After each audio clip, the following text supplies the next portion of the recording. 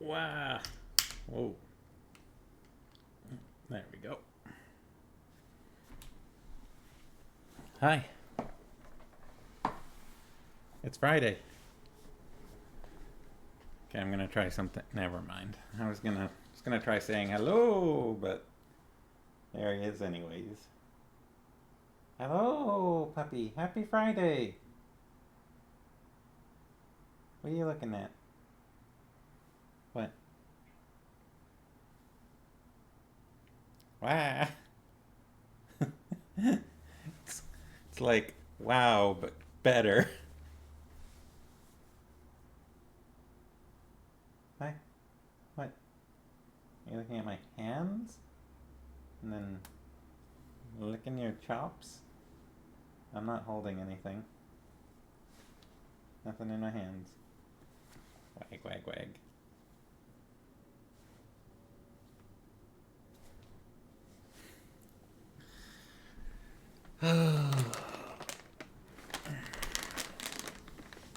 You want this? You want the whole bag? What if I just put it on the ground? What are you gonna do?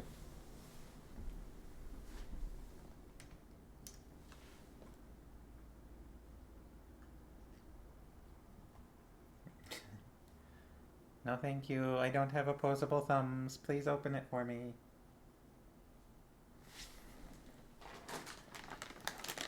He missed his chance. You missed your chance, Ben. You could have had it all.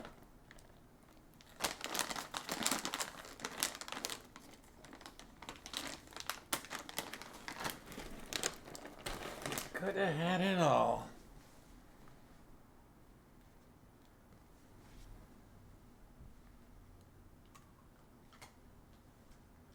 Chew. Chew your food.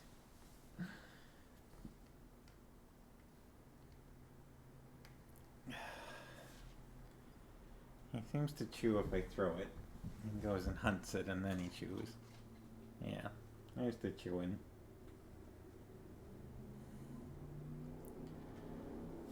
It's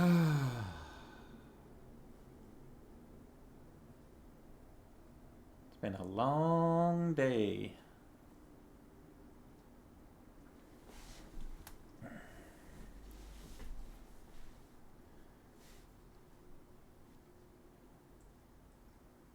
Let's see.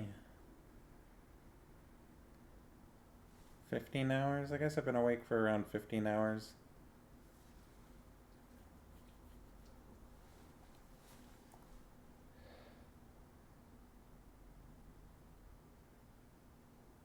Off of like 4 hours sleep though, so.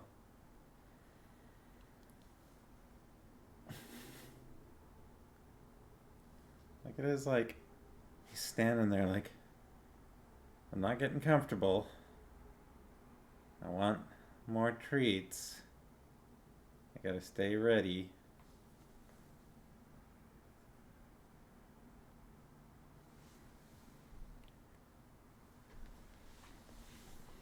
Which hand's it in? Can you see? Which hand's it in? This one?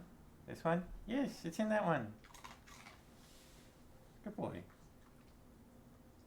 He was pretty decisive about that.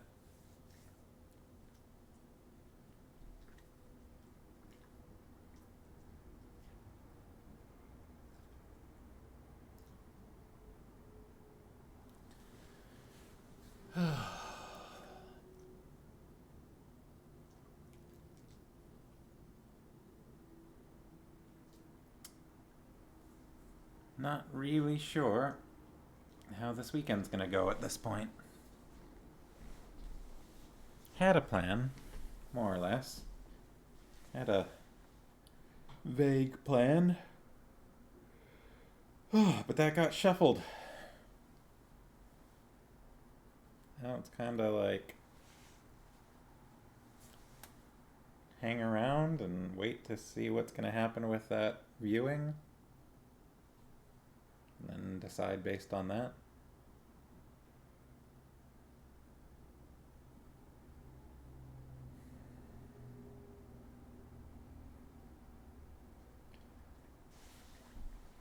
I probably don't need to be recording this part, huh?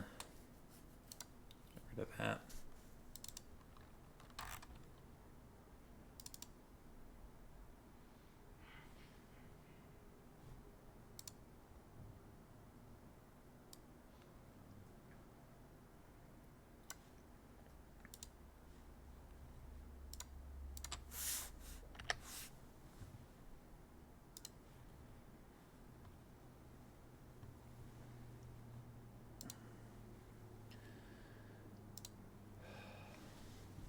I need a mount for my microphone. Because when I'm using it, it's kind of just like right over, this is in the way, right over here in front of the screen. Big old mess on the table here. And so sometimes when I'm like looking at things in the taskbar, I'm kind of like looking around the microphone. I need to stick it to an arm over top of my computer or something.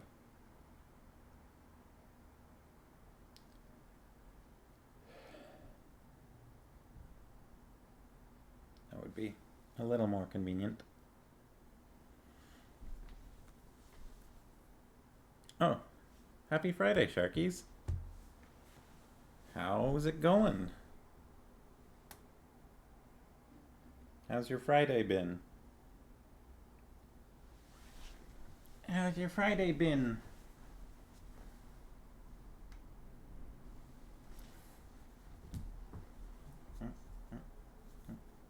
Down? Which hand's it in? You sure? You think it's in that one? Are you sure? You sure about that? He seems pretty sure. Oh, no, he's thinking it's this one. Which one? Which one? Which one? That one? This one? This one? That one? Yeah, that's the one. The other one was empty. You figured it out eventually.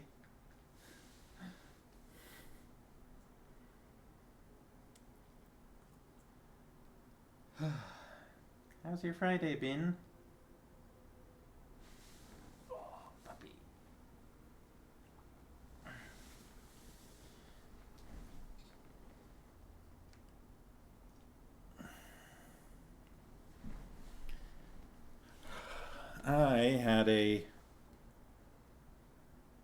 It's been amusing. I had several kids attempting to climb on you whenever you sat down.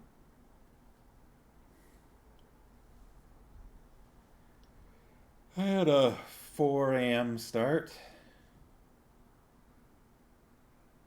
Woke up kind of earlier than that, but dozed again until about 4 a.m. So I only had about 4 hours of sleep, but had to give a friend a ride to the airport. And I probably could have gone back to sleep after that, but I figured, I don't know, maybe I'll try and get to sleep early tonight. And napping during the day is not conducive to good sleep at night for me.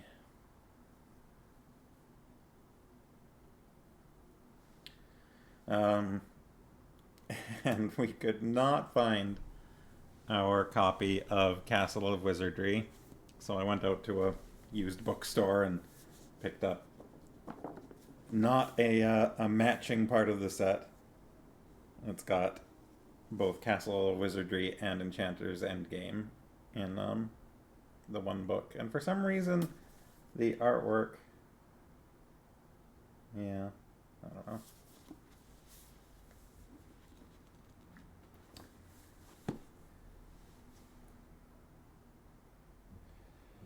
So it's not going to be quite the same for me. So I wonder if the maps are going to be I wonder which ones they'll be. Okay, so there's the Shelley Shapiro main, like, world map. And then let's take a look at the first map in here. Okay, the first map in here is Shelley Shapiro as well. So it looks like, let's see if that is, yeah, it looks like these are the Shelley Shapiro maps, not the,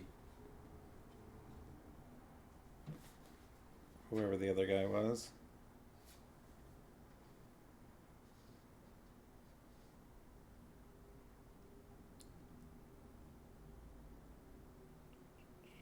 Let's say there.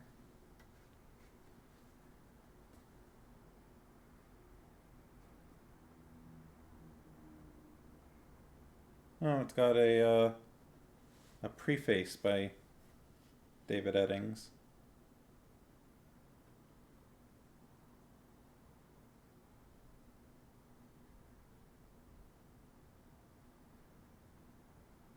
See if there's anything.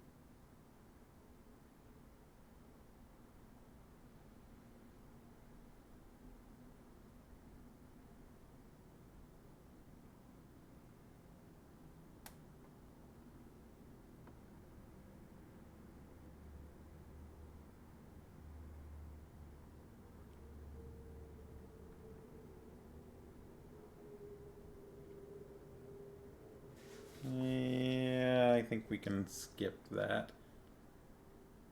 Your copy has the preface or the Shelley Shapiro maps? Suppose I could also check.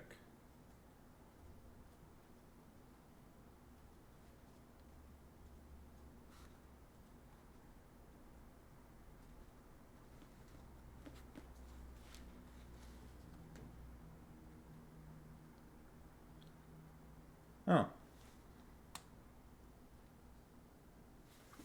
That's interesting, because didn't your previous books, is this not the same set as your previous ones?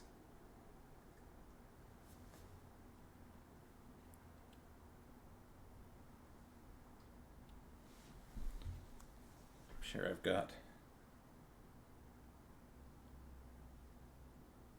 a variety of pictures from you.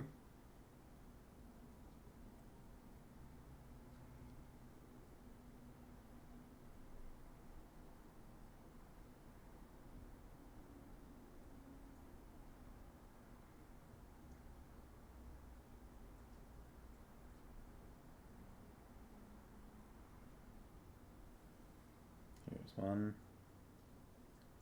Enough detail to make out a name. Something.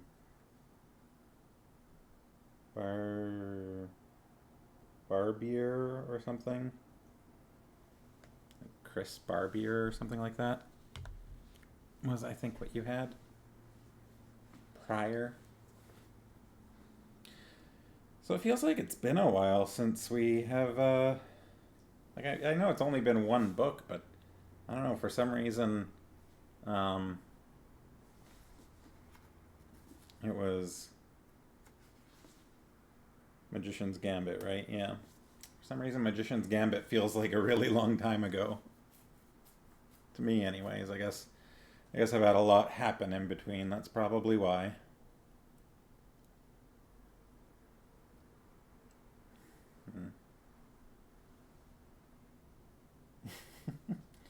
He's laying over there. He's got one. You can't really see. He's got one paw tucked under, and he's just staring at me like, I know there's another treat out for me. The same set. Huh. Okay. Yeah, I wonder what the explanation for that is. I tried doing a quick search online to see if I could find some sort of information about it, but that did not turn anything up. But I also didn't spend too much time on it.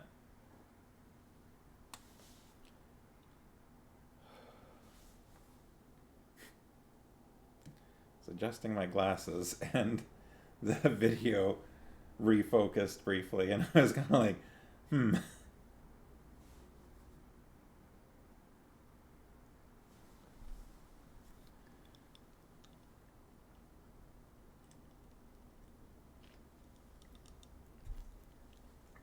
So, Magician's Gambit. Long time ago, what happened? In broad strokes, I believe the book began while they were in Ulgoland, right? They were already there.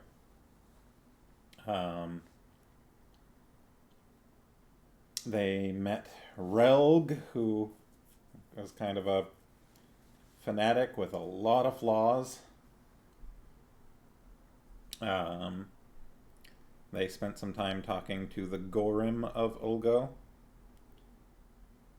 And they determined, well, they met Ul, the god of the Ulgos, who told Sinedra that she was going to have to remain behind when everyone departed. Which she sort of agreed to unthinkingly because, you know, even she's not willing to argue with a god. But she was pretty upset about afterwards. So they headed out through a series of caves and tunnels that Relg led them through. Eventually emerged into the daylight again, where it turned out that Relg understandably has pretty crippling agoraphobia.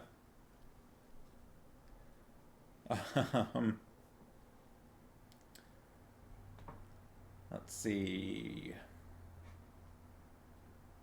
From there, did they go from there to the Vale of Aldur? No, they had already been to the Vale of Aldur. Right? Because Sinedra, I think, met Aldur as well. So from there they must have headed straight for Mishrak Akthul. Is that right? Or not Mishrak Akthul. They started to the deserty area. Yeah, Cthul Murgos. They headed towards Cthul Murgos. Garion learned a bit about shaping sort of shields, right? Don't elaborate. Don't make giant skeletons in the sand.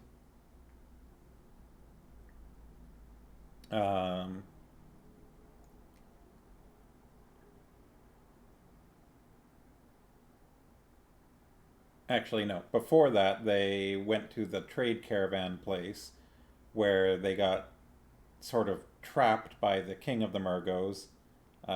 Silk bolted, got captured, got thrown in the pit. Relg walked through the hill to rescue him. That's what happened. And that's where they were learning that Cthul Murgos was not becoming a very friendly place to outsiders right now.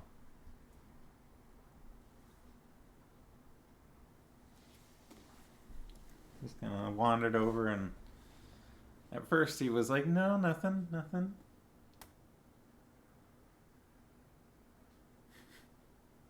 What, you want my book? No, doesn't want book. Yeah, so they rescued Silk, then they skedaddled out of there. And then that's when they headed into the desert. Garion learned about shields. They had a sandstorm at one point. They went through the swamp. Or there was quicksand and geysers.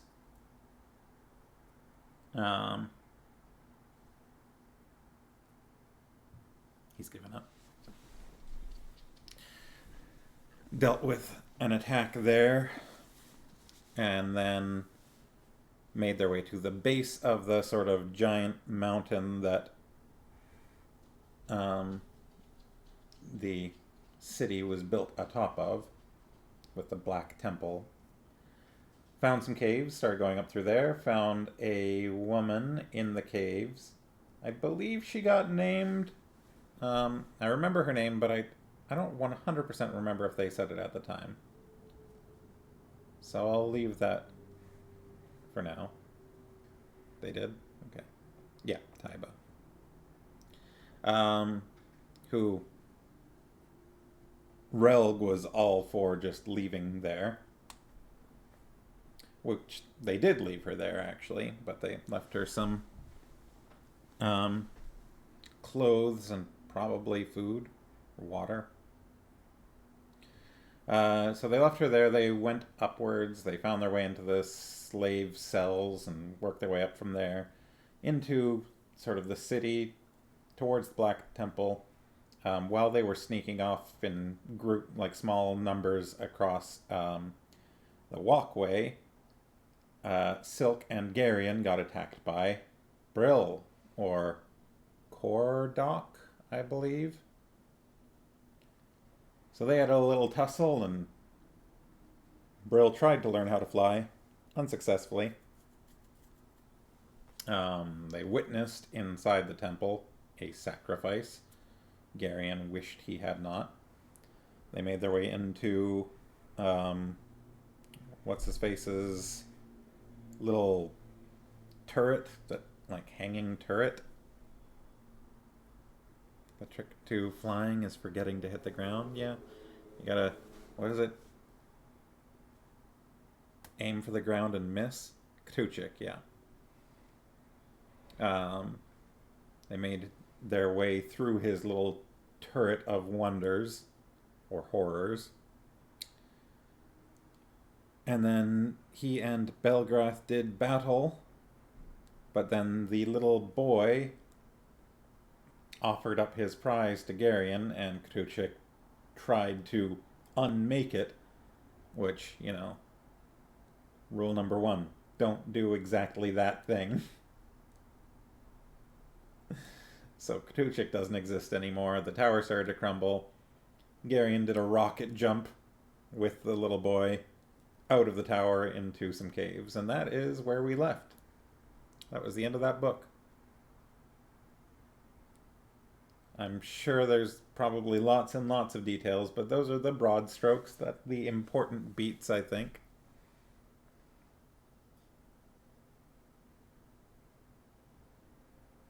Did I forget anything significant?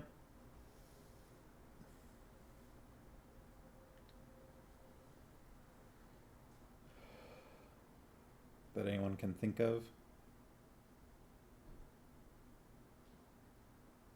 Yeah, I mentioned that. Got thrown in the pit. Relg walked through the ground to rescue him.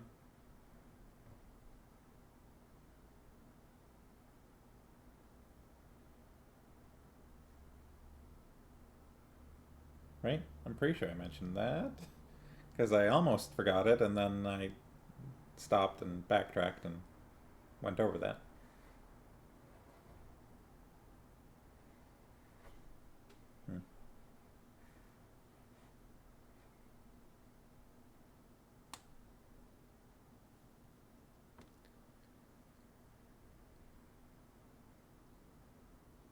Yeah. Pretty sure that was all of the big details.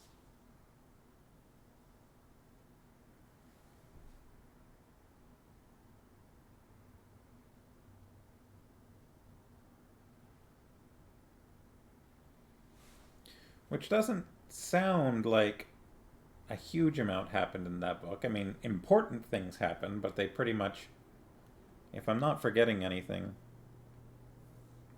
yeah, that's right. If I'm not forgetting anything, they pretty much started in Prologue and went from there to, you know, the merchant point where Silk got captured, and from there to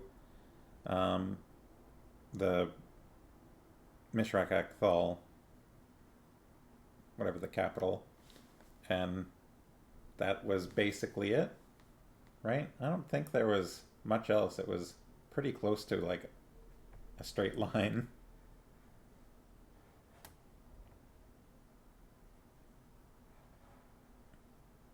Yeah, they kept Sinedra's perspective for a couple of chapters, I think, in this one, or in the Magician's Gambit.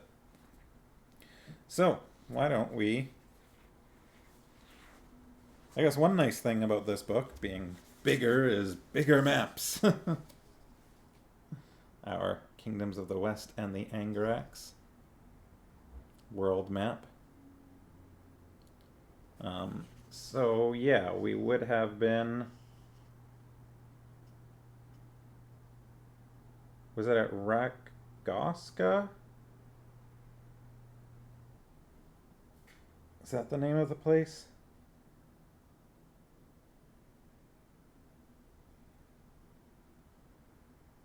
I think it was Rakgoska, maybe. Or no.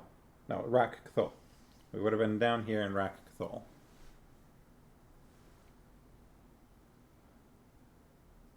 Below the Tarn of Ktok.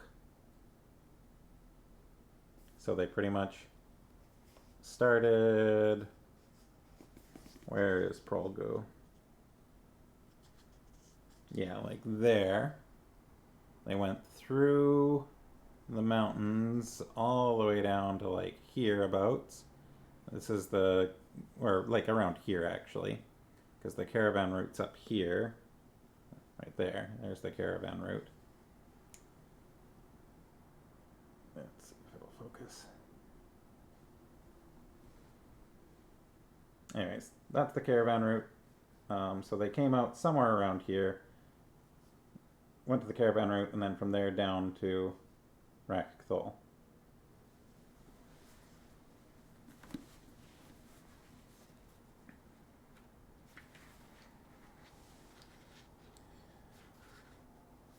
The dedication says, for Bibbidi and for Chopper Jack and for Jimmy and Eddie, close and special friends who have given support from the start.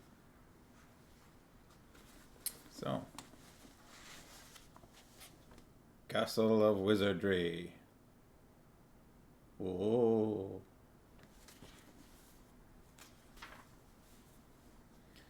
I'm going to get into the prologue. I hope everyone's excited to come back to this. Maybe not necessarily excited for the prologue. Those are always a little dry, but... Alright. Being an account of how Riva Irongrip became guardian of the Orb of Aldur and of the evil wrought by Nyssa, based upon the Book of Alorn and later accounts. So this is going to be something that we've heard hints about, right? You know, everyone was kind of pissed off at Nyssa, but I don't know if we ever got exactly the details why.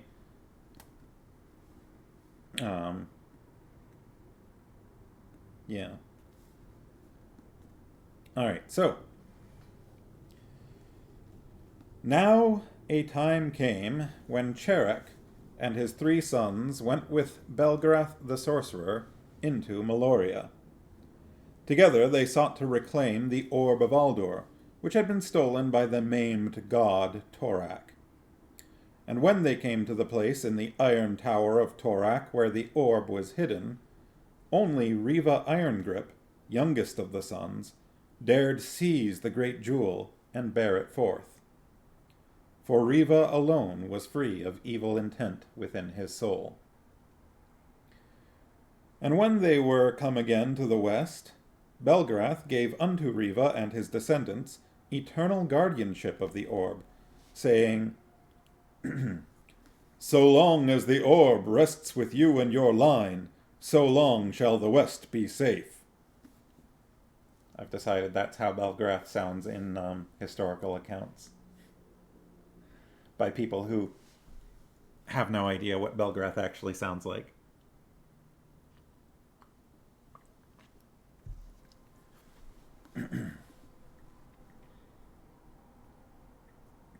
Then Riva took the orb and sailed with his people to the Isle of the Winds.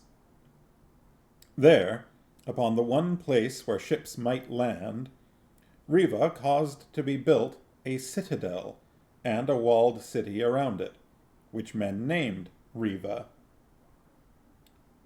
Creative men. It was a fortress city built for war. Within the citadel was built a great hall, with a throne carved of black rock set against the wall, and men called this throne the Hall of the Rivan King.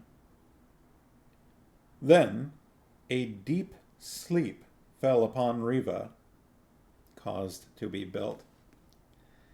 Yeah, not like ordered.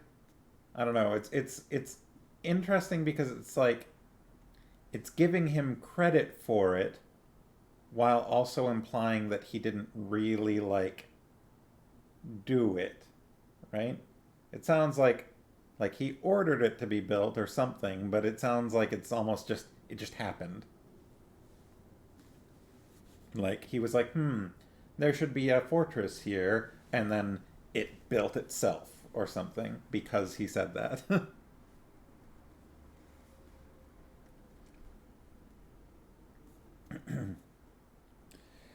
Then a deep sleep. Belgrath in I don't know that word. You're going to have to give me a definition for that one.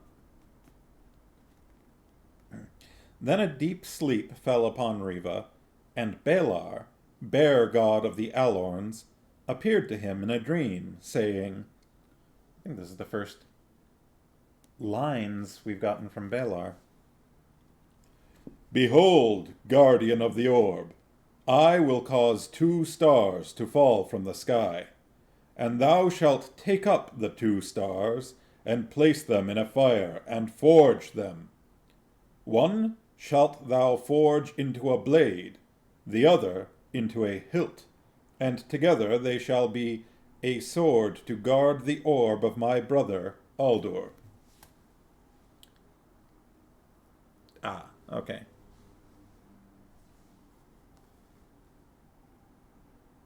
When Riva awoke, he saw 2 stars fall, and he sought and found them in the high mountains.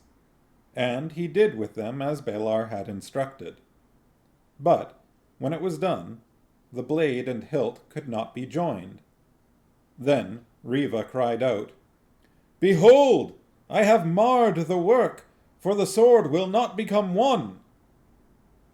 A fox, which had sat nearby to watch him, said to Riva, The work is not marred, Riva. Take the hilt and place the orb upon it as a pommel stone. And when Riva did as the fox instructed, the orb became one with the hilt. But blade and hilt were still unjoined. Again the fox counseled him, Take the blade in your left hand and the hilt in the right, and join them. They will not join. It is not possible, Riva said. Wise are you indeed, the fox said, to know what is not possible before you have made the attempt. Does that sound familiar to anyone? Can we think of possibly having heard those words before?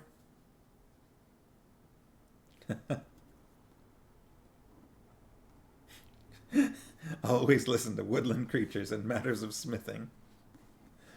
That's my philosophy. Then Riva was ashamed, shamed by a fox. He set blade and hilt together, and the blade passed into the hilt as a stick slides into water. The sword was joined forever. The fox laughed and said, Take the sword and smite the rock which stands before you. Riva feared for the blade, lest the blow shatter it, but he smote the rock. The rock broke in two, and water gushed forth in a river and flowed down to the city below.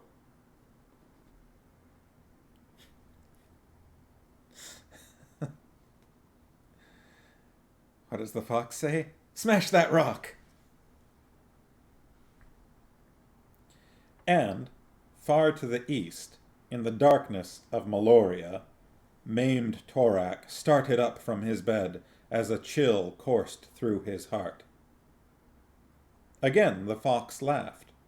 Then it ran away, but stopped to look back. Riva saw that it was a fox no longer, but the great silver wolf form of Belgrath. Riva had the sword placed upon the face of the black rock wall that stood at the back of his throne, with its blade downward, so that the orb at its pommel stood at the highest point. And the sword cleaved itself to the rock. None but Riva could take it down.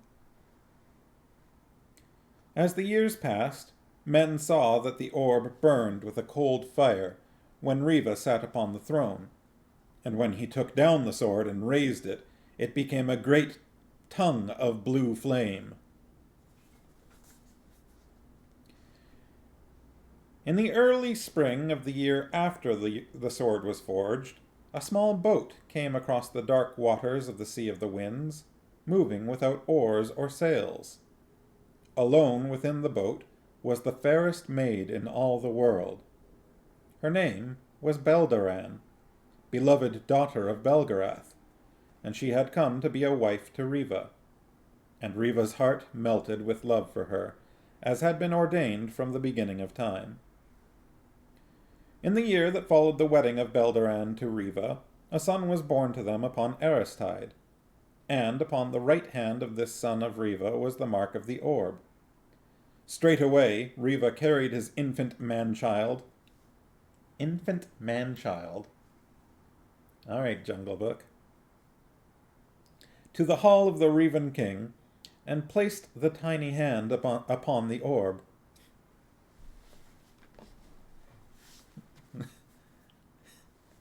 What?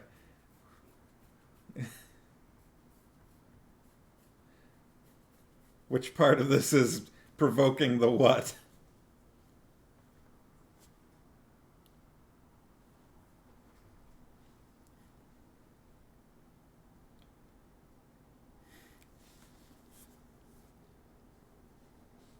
I see.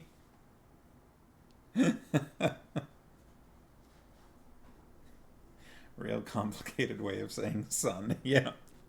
Infant man-child.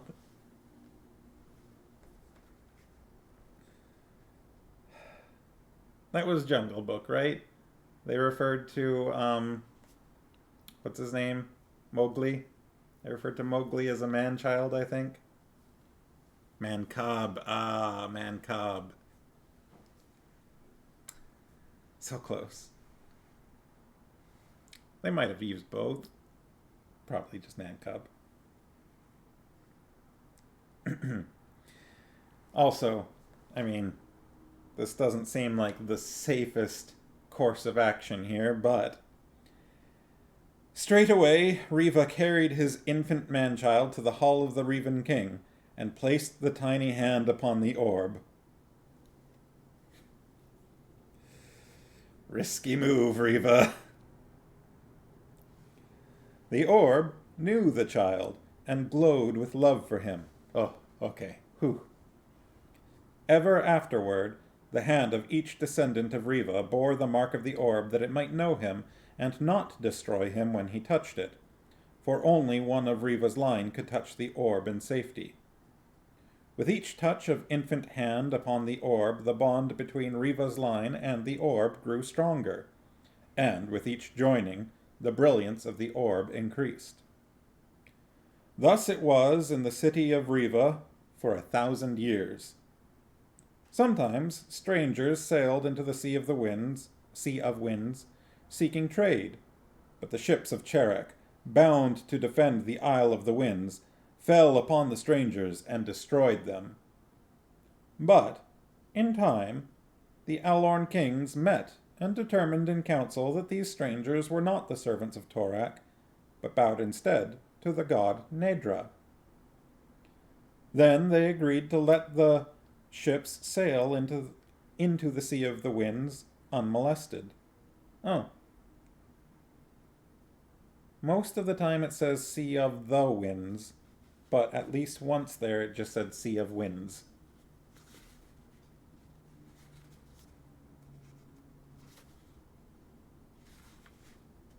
The map says Sea of the Winds.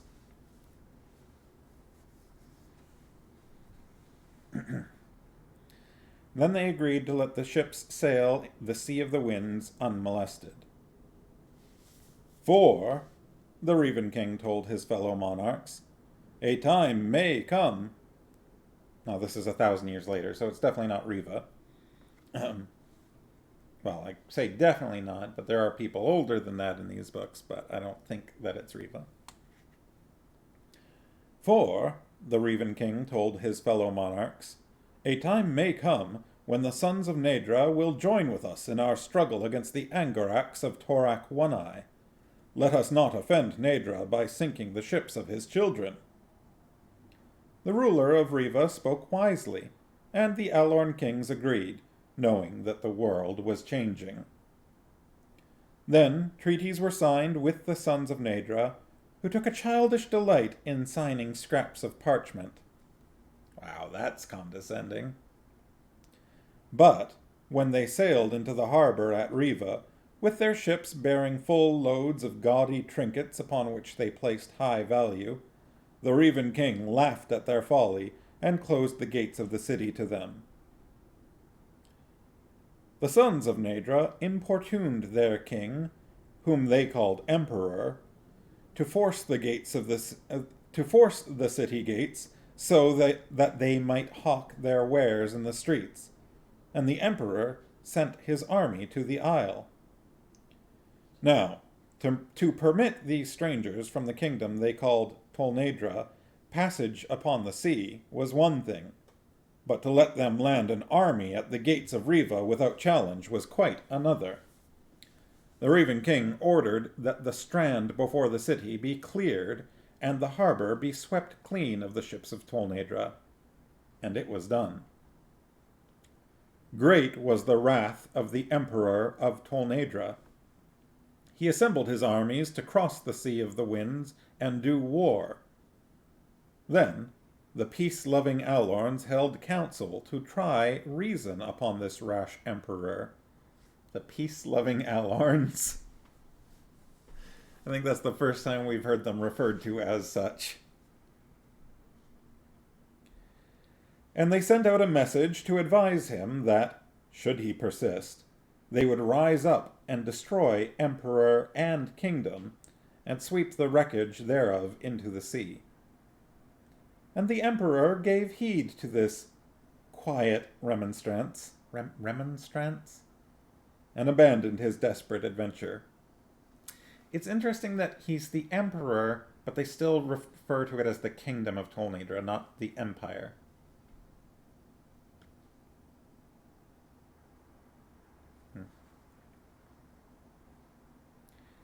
As years passed, and the Rivan King realized that these merchants from Tolnedra were harmless, he allowed them to build a village upon the strand before his city, and there to display their useless goods.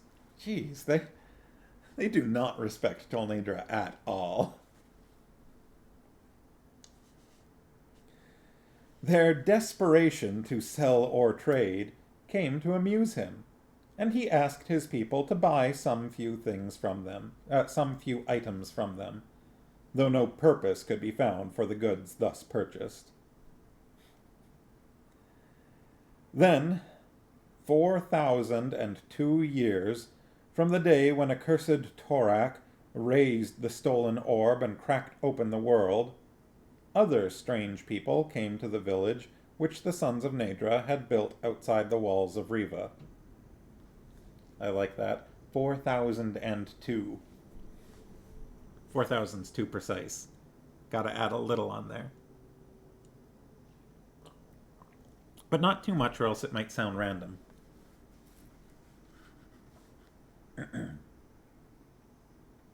Other strange people came to the village which the sons of Nedra had built outside the walls of Riva. And it was learned of these strangers that they were the sons of the god Isa. They called themselves Nai-Isans. Is that how it's supposed to be pronounced? Nai-Isan? It probably changed, over time. But it's spelled Ny-Issans.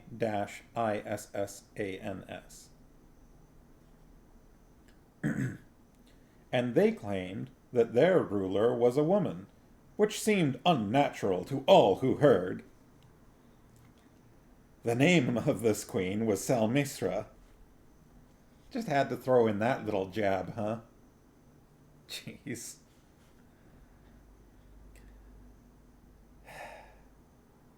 They came in dissembling guise, saying that they brought rich gifts from their queen for the Rivan King and his family.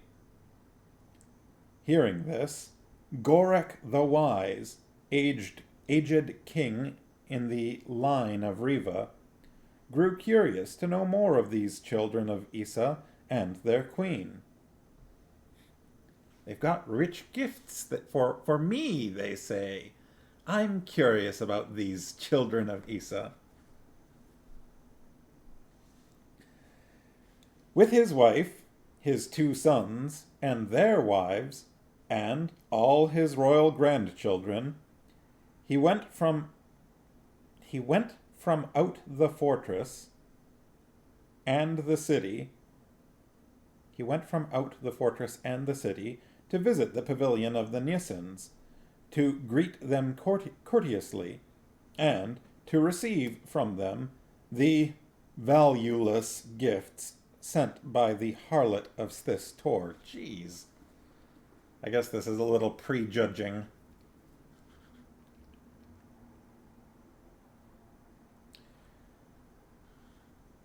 With smiles of greeting, the Rivan King and his family were welcomed into the pavilion of the strangers. Then the foul and accursed sons of Issa struck at all who were the fruit and the seed of the line of Riva, and venom was anointed upon their weapons, so that the merest scratch was death. Mighty, even in age, Gorek struggled with the assassins, not to save himself, for he felt death in his veins from the first blow, but to save at least one of his grandsons that his line might continue. Alas, all were doomed, save only one child who fled and cast himself into the sea. When Gorek saw this, he covered his head with his cloak, groaned, and fell dying beneath the knives of Nyssa. When word of this reached Brand, warder of the citadel, his wrath was dreadful. The traitorous assassins were overcome, and Brand questioned each in turn in ways that made brave men tremble, and the truth was wrung from them. Gorek and his family had been foully murdered at the instructions of Salmistra, Snake Queen of the Nissens. Of the child who had cast himself into the sea, there was no trace. One assassin claimed that he had seen a snowy owl swoop down and bear the child away, but he was not believed, though even the severest urging would not make him change his story. What a liar. Then all Aloria made dreadful war upon the sons of Issa, and tore down their cities, and put all they could find to the sword. And, in her final hour, Salmistra confessed that the evil deed had been done at the urging of Torak One-Eye and his servant, Zedar. So Zedar goes this far back, at least. Thus, there was no longer a Rivan King and Guardian of the Orb, though Brand, and those of the same name who followed reluctantly took up rule of Riva. Rumor, ever vagrant, persisted in the years that followed, saying that the seed of Riva still lay hidden in some remote land. But grey-cloaked Rivans scoured the world in search of him, and never found him. The sword remained as Riva had placed it, and the orb was still affixed to its pommel, though now the jewel was ever dull and seeming without life. And men began to feel that so long as the orb was there, the West was safe, even though there was no Rivan King. Nor did there seem aught of danger that the orb could ever be removed, since any man who touched it would be instantly and utterly consumed, were he not truly of the line of Riva. But, now that his minions had removed the Rivan King and Guardian of the Orb, Torak One-Eye again dared begin plans for the conquest of the West. And, after many years, he led forth an enormous army of Angarax to destroy all who opposed him. His hordes raved through Algaria and down through Orendia to the city of Vomimbre. Now Belgarath and his daughter Polgara the sorceress came to the one who was Brand and warder of Riva to advise and counsel with him. With them, Brand led his army to Vomimbre, and in the bloody battle before that city, Brand drew upon the power of the orb to overcome Torak. I don't know if that's ever fully explained. Nobody can touch the orb, so how did he do that? We'll see. Maybe they will answer that question, but I'm not sure if they do. Zedar spirited the body of his master away and hid it, but not all the disciples' skill could again awaken his god. And again, men of the West felt safe, protected by the orb and Aldur. Protected by the orb and Aldur. I would guess that was supposed to be Orb of Aldur. Because Aldur himself doesn't seem to do that much protecting unless they're thinking of Belgarath as Aldur's disciple, I suppose. Now there came rumors of a prophecy that a Rivan King, true seed of the line of Riva, should again appear and sit upon the throne in the hall of the Rivan King. And, in later years, some claimed that each daughter of an emperor of Tolnedra appeared on her 16th birthday to be the bride of the new king, should he appear. But few regarded such tales. Time passed into centuries, and still the West was safe. The orb remained, quiet and dark upon the pommel of the sword, and somewhere fearful Torak was said to sleep until the return of the Rivan King, which came to mean never.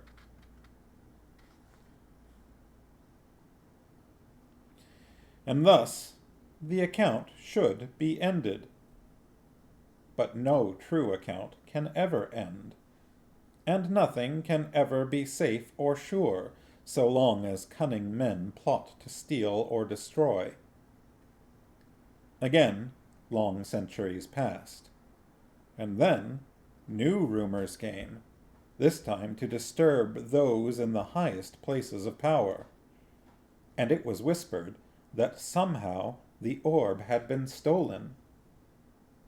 Then Belgarath and Polgara were seen to be moving through the lands of the West again.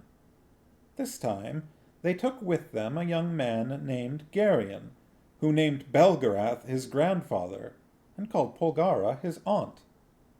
And as they moved through the kingdoms, they gathered upon them a strange company. To the Alorn kings who gathered in council, Belgarath revealed that it was the apostate Zedar who had somehow contrived to steal the orb from the sword, and who was even then fleeing with it to the east, presumably to use it to awaken sleeping Torak. And it was there Belgarath must go with his company to rescue it. Then Belgarath discovered that Zedar had found a boy of total innocence who could safely touch the orb. But now the way led to the grim and dangerous headquarters of the Grolim priests of Torak, where the magician Ktuchik had seized the orb and the boy from Zedar. In time, this quest of Belgarath and his company to regain the orb would come to be known as the Belgariad, but the end thereof lay entangled within the prophecy, and even to the prophecy was the ultimate conclusion unknown. So that's interesting. The prologues have caught up with our actual story in progress. That's a first.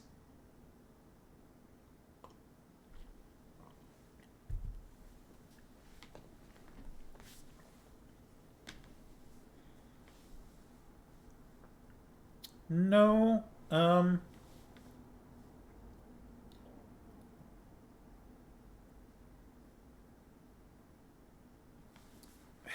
The problem with me remembering bits of the story is I can't be certain that I'm remembering something that we've read. Or if I'm remembering something that will be revealed later. It's a relatively small detail, but I thought I remembered that it was implied that Zedar found the boy in like in an alley somewhere. Like just I thought it was implied that he just found him.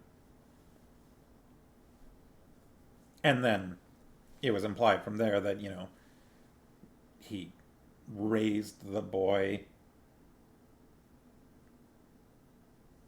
to use those words loosely, um, basically in ignorance, equating ignorance with innocence. Yeah, there was that.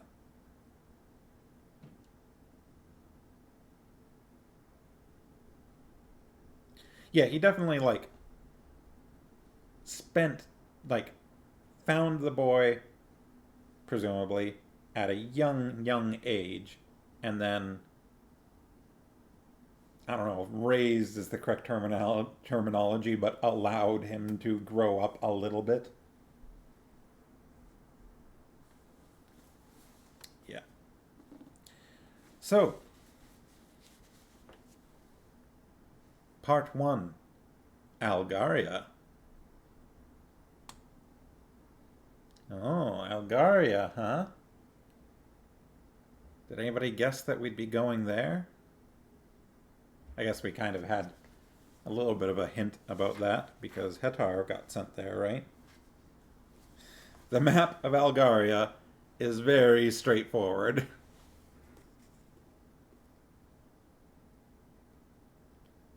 Grasslands.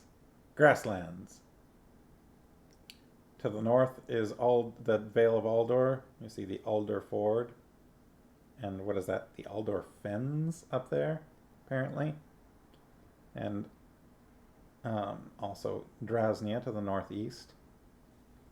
And then there's a couple of things going on down in the south. Next to Ulgoland, we've got Algarian Hill Country, the Stronghold. Oh, and there's the Vale of Aldor. Okay, so the Vale of Aldor is actually in the south of Algaria. Interesting that the Vale of Aldor is not actually separated by a border. So according to this map, the Vale of Aldor is inside Algaria. And then there's Aldor Fens and stuff up there. Yeah, that's interesting. And then, yeah, not that far from the stronghold from the looks of things.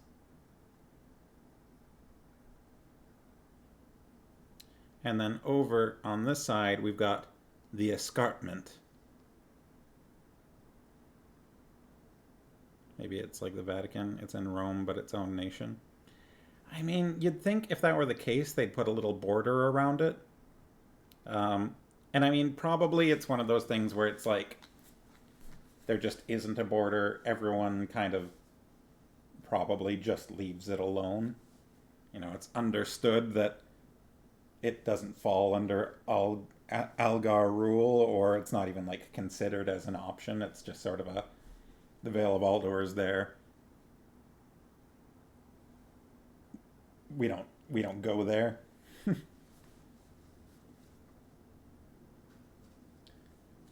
All right, let's see. How long is the first chapter? For me, it goes from what is this? Page 11 to partway through page 19. I'm guessing that, based on the size of my book, that these pages are going to be longer. For a traveling adventure, they've made an interesting circuit. Yeah. Let's see. Where have they gone? So let's draw a little route, shall we? Just come back to that. So they would have started up here somewhere, right? Sendar's here. So central Sendar, roughly. And then they kind of headed up to the coast. And then they hopped on a boat.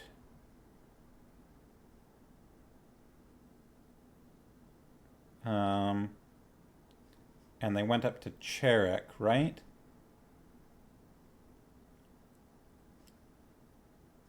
That's where the Council of Kings was, I think. Was it? Is that right? I think it, yeah. They had their whole adventure up in Cherek. Then they came back down through Arendia, down through Arendia to Tolnedra. From Tolnedra, they headed to, where are we? They headed down through Tolnedra to Nyissa, and then up from Nyissa through Maragor, which is here, up through Maragor, all the way up to the Vale of Aldor, which is up here. So they kind of went down to here, then all the way up to here, then back down to what, Prologue, and then down to here. Now it sounds like they're probably coming back up this way. So they did sort of a like whip down, up, down, and back up.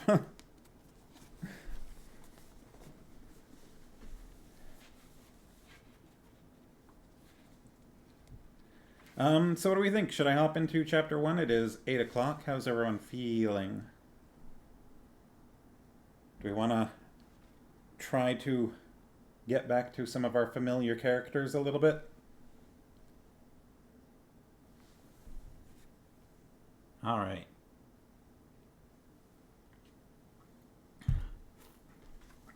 I doubt I will, if we finish chapter 1, which I'm not sure, I doubt I will go beyond that. All right. Here we go. Ktuchik was dead, and more than dead, and the earth itself heaved and groaned in the aftershock of his destruction. Picking up right where we left off.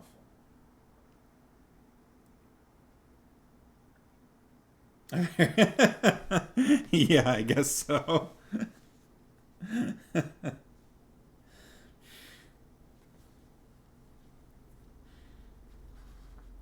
Garion and the others fled down through the dim galleries that honeycombed the swaying basalt pinnacle, with the rocks grinding and cracking about them, and fragments shattering away from the ceilings and raining down on them in the darkness. I didn't make a bingo sheet. I feel like basalt should be on the bingo sheet along with a divan. Although, I don't know if we're going to hear about divans again without going back to Nyssa. We might. Alright, Sharkies, I need you to start putting together a bingo sheet when you're, I guess you're pretty busy. Alright, Farmos, also pretty busy. We may yet, Mr. Frodo, we may. Alright, with the rocks grinding and cracking about them, and fragments shattering away from the ceilings, and raining down on them in the darkness. Even as he ran, Garion's mind jerked and veered, his thoughts tumbling over each other chaotically, stunned out of all coherence by the enormity of what had just happened. Flight was a desperate need, and he fled without thought or even awareness, his running steps as mechanical as his heartbeat. His ears seemed full of a swelling, exultant song that rang and soared in the vaults of his mind, erasing thought and filling him with stupefied wonder.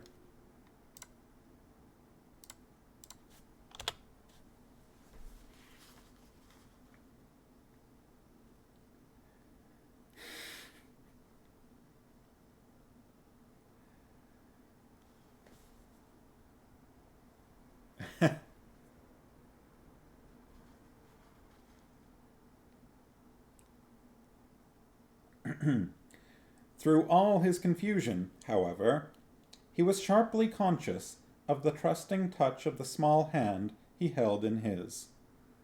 The little boy they had found in Ktuchik's grim turret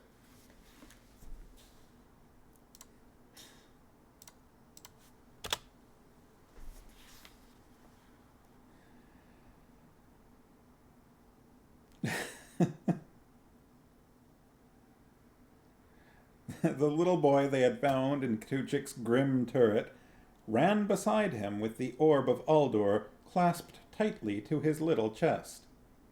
Garion knew that it was the orb that filled his mind with song. It had whispered to him as they had mounted the steps of the turret, and its song had soared as he had entered the room where it had lain. It was the song of the orb that obliterated all thought. It was the song of the orb that obliterated all thought. What's this supposed to say?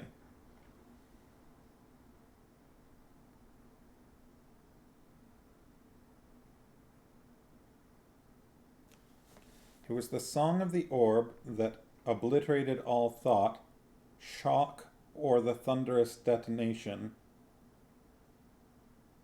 that had destroyed Ktuchik and tumbled Belgrath across the floor like a rag doll, or the deep, sullen boom of the earthquake that had followed. I'm having trouble parsing this sentence. Is that how it reads in your copy? It was the song of the orb that obliterated all thought,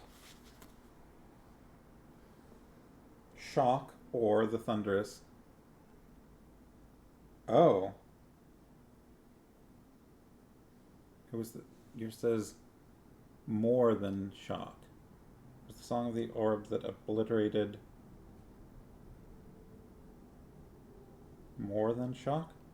Weird. Mine says it was this. That doesn't. It kind of feels like there's something like from a previous sentence that got copied and pasted over here. Right? Song that obliterated all thought. Because I feel like the words obliterated all thought came before.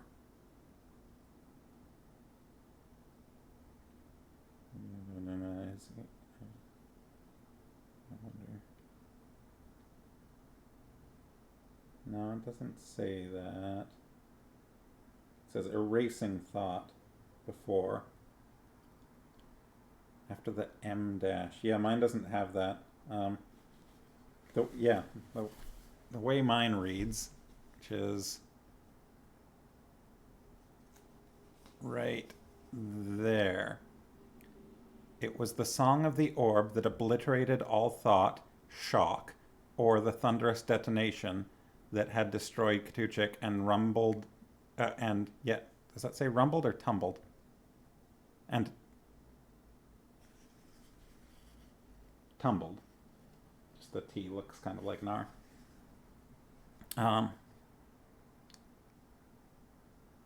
And tumbled Belgrath across the floor like a rag doll, or the deep, sullen boom of the earthquake that had followed. Like, that sentence does not make any sense to me. That's weird. That feels like a really weird editing thing there or something.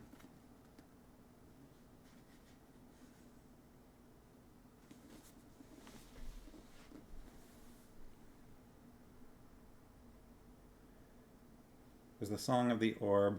So yours says it was the song of the orb that obliterated all thought, more than shock or the thunderous detonation that had destroyed Ktuchik and tumbled Belgrath across the floor like a rag doll, or the deep sullen boom of the earthquake that had followed. Yeah, No, yours makes much more sense. I'm missing.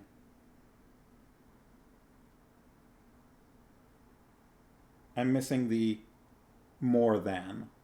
It's just not there. That dash and more than is just absent. Oh, I hope that's not a sign of things to come in this copy. Hopefully that's just a one-off. Alright. Sorry, that stopped me dead in my tracks because I'm just sitting here going, the sentence doesn't work. Something's wrong here. Alright. Well, let's see. Garion struggled with it as he ran, trying desperately to pull his wits into some kind of order, but the song intruded on his every effort, scattering his mind so that chance impression and random memory fluttered and scurried this way and that, and left him to flee without design or direction.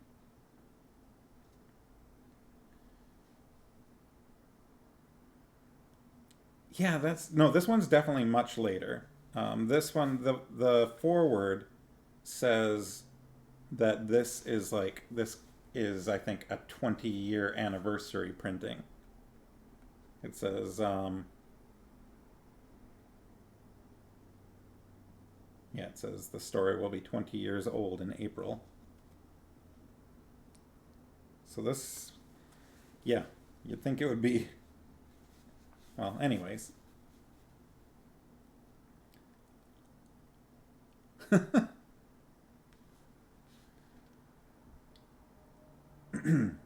The dank reek of the slave pens lying just beneath the disintegrating city of Rakthol came sharply through the shadowy galleries.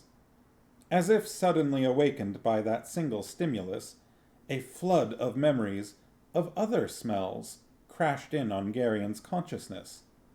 The warm smell of fresh-baked bread in Aunt Pole's kitchen back at Faldor's farm. The salt smell of the sea when they had reached Dareen on the north coast of Sendaria on the first leg of their quest for the orb. The stink of the swamps and jungles of Nyissa, the stomach-turning smell of the burning bodies of the sacrificed slaves in the Temple of Torak, which even now shattered and fell in upon itself among the collapsing walls of Rakthol. But, oddly, the smell that came sharpest to his confused memory was the sun-warmed scent of Princess Senedra's hair. Garion! Aunt Pole's voice came sharply to him in the near dark through which they ran. Watch where you're going! And he struggled to pull his mind back from its wandering, even as he stumbled over a pile of broken rock where a large stretch of ceiling had fallen to the floor. The terrified wails of the imprisoned slaves locked in clammy cells rose all around them now, joining in a weird counter-harmony with the rumble and boom of earthquake. Other sounds came from the darkness as well, confused shouts in harshly accented Mergo voices, the lurching stagger of running feet, the clanging of an unlatched iron cell door swinging wildly as the huge rock pinnacle swayed and shuddered and heaved in the surging roll. Dust billowed through the dark caves, a thick, choking rock dust that stung their eyes and made them all cough almost continually as they clambered over the broken rubble.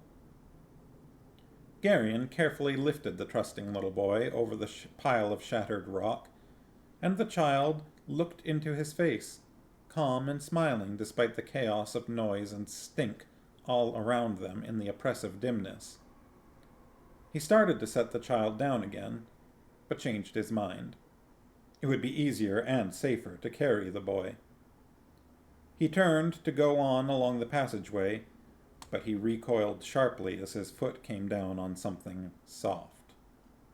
He peered at the floor, then felt his stomach suddenly heave with revulsion as he saw that he had stepped on a lifeless human hand protruding from the rockfall.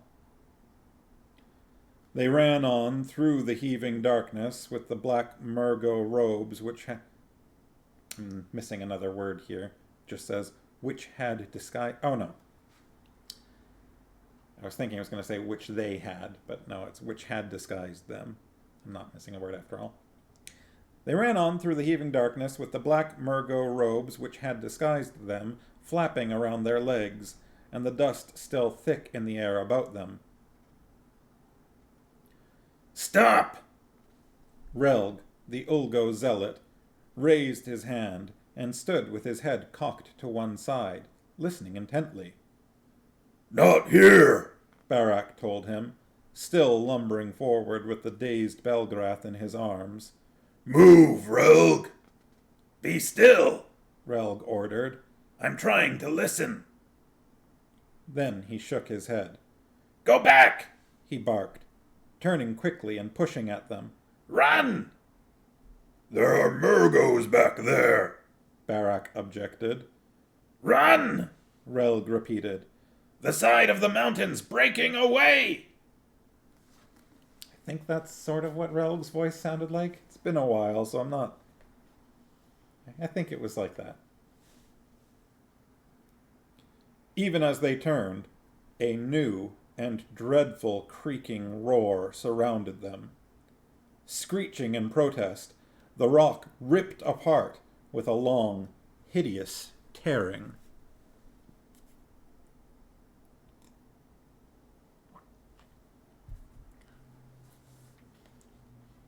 A sudden flood of light filled the gallery along which they fled, as a great crack opened in the side of the basalt peak, widening ponderously as a vast chunk of the mountainside toppled slowly outward to fall to the floor of the wasteland, thousands of feet below.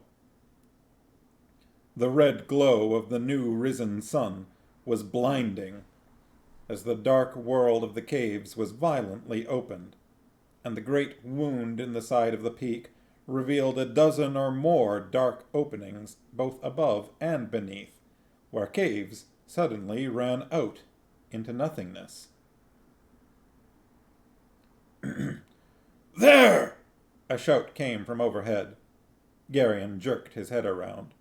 Perhaps 50 feet above and out along the sharp angle of the face, a half-dozen black-robed Murgos, swords drawn, stood in a cave mouth with the dust billowing about them.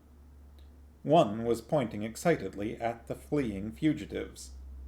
And then the peak heaved again, and another great slab of rock sheared away, carrying the shrieking Murgos into the abyss beneath. Well, that didn't last long. Oh no, they've spotted us. Oh, never mind.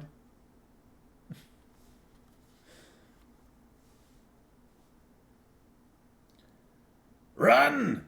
Relg shouted again, and they all pounded along at his heels, back into the darkness of the shuddering passageway. Stop a minute, Barak gasped, plowing to a sudden halt after they had retreated several hundred yards. Let me get my breath.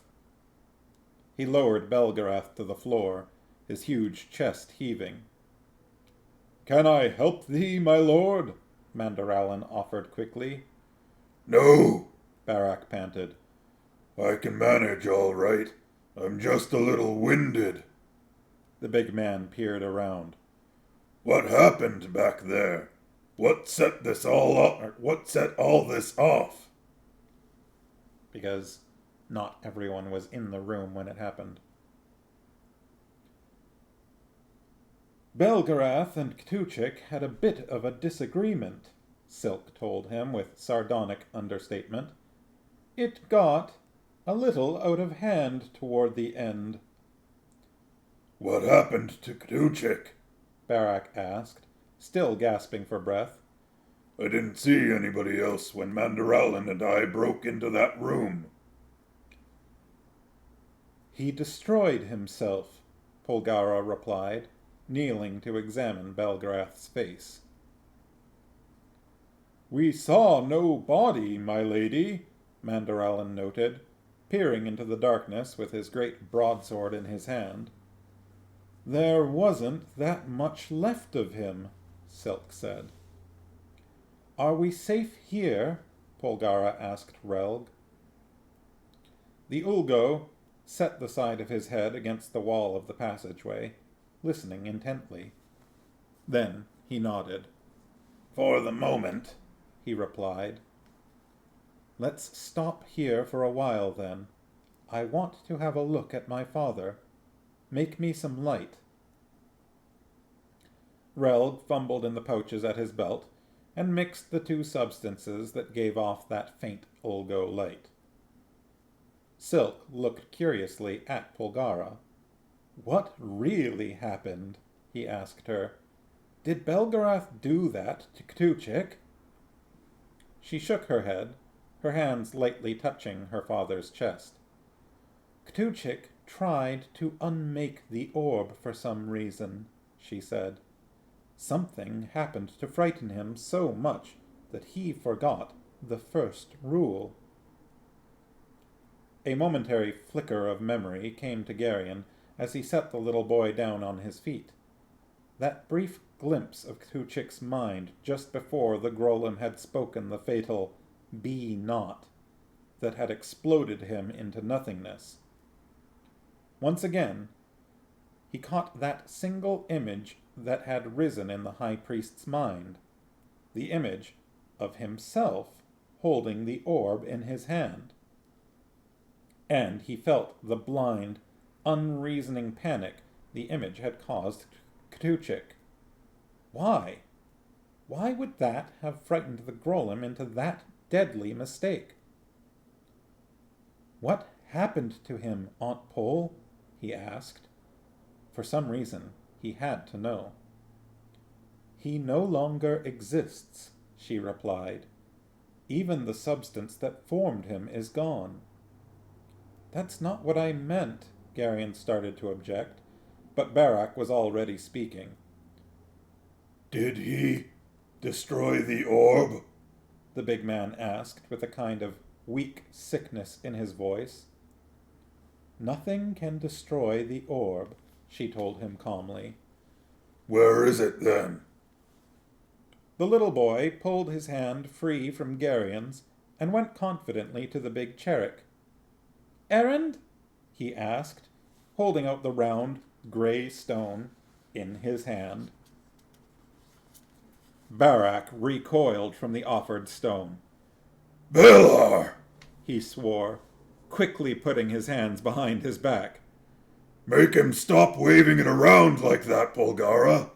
Doesn't he know how dangerous it is? I doubt it. How's Belgarath? Silk asked. His heart's still strong, Polgara replied. He's exhausted, though. The fight nearly killed him. With a long, echoing shudder, the quaking subsided, and the silence seemed very loud. Is it over? Dernick asked, looking around nervously. Probably not, Relg replied, his voice hushed in the sudden quiet. An earthquake usually goes on for quite some time. Barak was peering curiously at the little boy. Where did he come from? He asked, his rumbling voice also subdued. He was in the turret with Ktuchik, Polgara told him. He's the child Zedar raised to steal the orb. He doesn't look all that much like a thief. He isn't, precisely. She looked gravely at the blonde-headed waif. Somebody's going to have to keep an eye on him, she observed. There's something very peculiar about him. After we get down, I'll look into it, but I've got too much on my mind for that, at the moment. Could it be the orb? Silk asked curiously. I've heard that it has strange effects on people. Perhaps that's it, but she didn't sound very convinced. Keep him with you, Garion, and don't let him lose the orb. Why me? He said. He said it without thinking. She gave him a level gaze. "All right, Aunt Pole." He knew there was no point in arguing with her. What was that? Barak asked, holding up his hand for silence. Somewhere, off in the distance, there was the murmur of voices. Harsh, guttural voices. "Murgos!" Silk whispered sharply, his hand going to his dagger.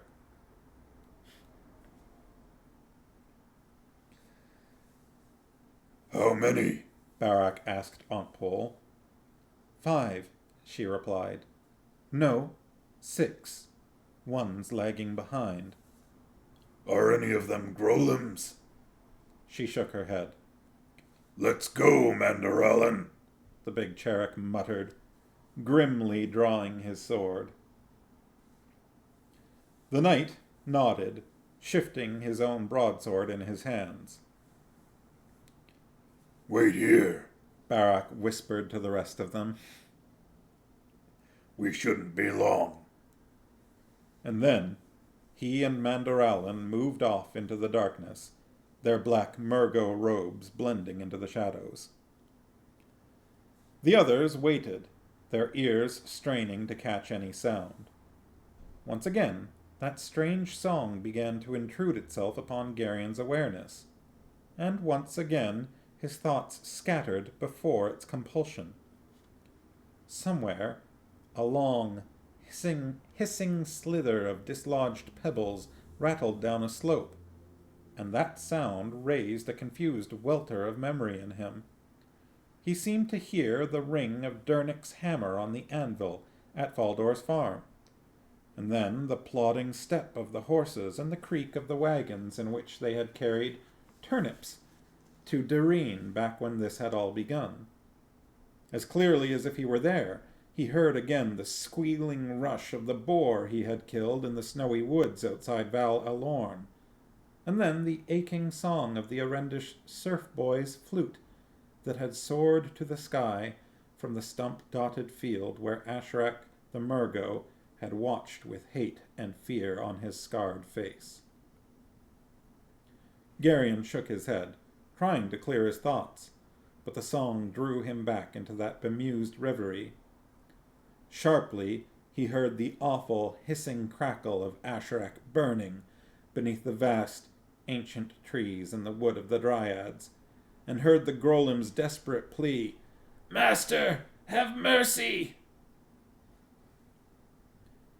Then there were the screams in Salmisra's palace as Barak, transformed into that dreadful bear shape, clawed and ripped his way toward the throne room, with Aunt Pole in her icy fury striding at his side.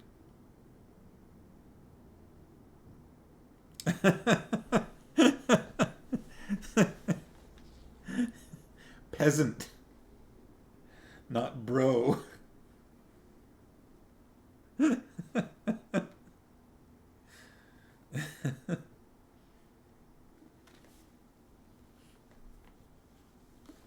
This is interesting, though. First he smelled something nasty, and then that suddenly he went down memory lane of all these different smells, and then he hears, this sound, and now he's going off down all these different sounds. It's an interesting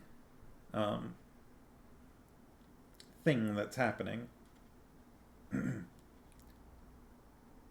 And then the voice that had always been in his mind was there again. Stop fighting with it. What is it? Garion demanded, trying to focus his thoughts. It's the orb. What's it doing? It wants to know you. This is its way of finding things out. Can't it wait? We don't really have time just now. You can try to explain that if you'd like. The voice sounded amused. It might listen, but I doubt it. It's been waiting for you for a very long time. Why me? Don't you ever get tired of saying that? Is it doing the same thing to the others? To a lesser degree. You might as well relax. One way or another, it's going to get what it wants. Ugh. That's not a great line.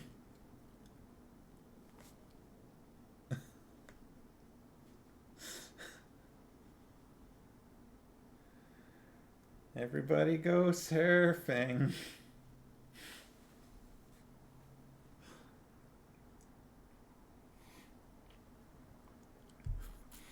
That was spelled with an E.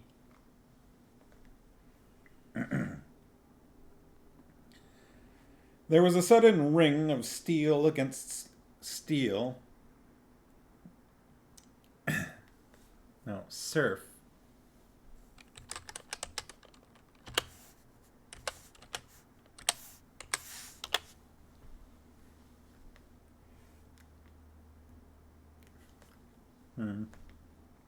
Yeah, maybe.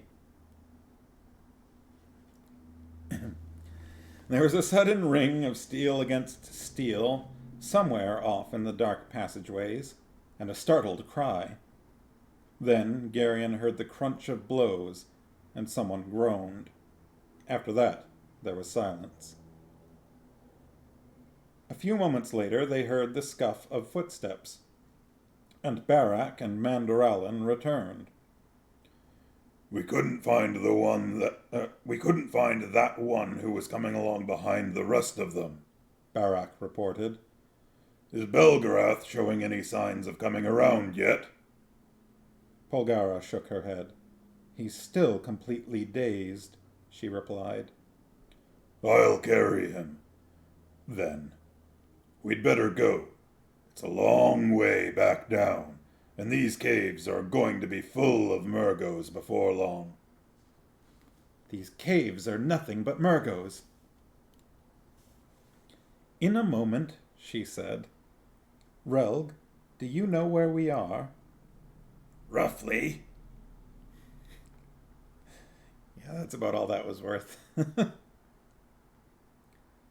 Take us back to the place where we left the slave woman, she instructed in a tone that tolerated no objection. Relg's face went hard, but he said nothing. Barak bent and picked up the unconscious Belgarath. Garion held out his arms, and the little boy obediently came to him, the orb still held protectively against his chest. The child seemed peculiarly light, and Garion carried him with almost no effort. Relg lifted his faintly glowing wooden bowl to illuminate their path, and they started out again, twisting, turning, following a zigzag course that went deeper and deeper into the gloomy caves. The darkness of the peak above them seemed to bear down on Garion's shoulders with a greater and greater weight the farther they went. The song in his mind swelled again, and the faint light Relg carried sent his thoughts roving once more. Now that he understood what was happening, it seemed to go more easily.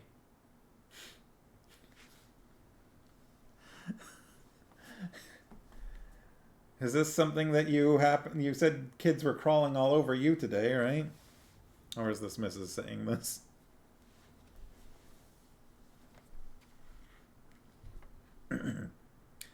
Now that he understood what was happening, it seemed to go more easily.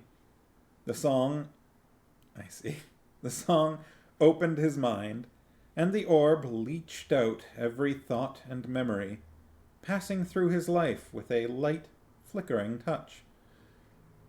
It had a peculiar kind of curiosity, lingering often on things Garion did not think were all that important, and barely touching matters that had seemed so dreadfully urgent when they had occurred.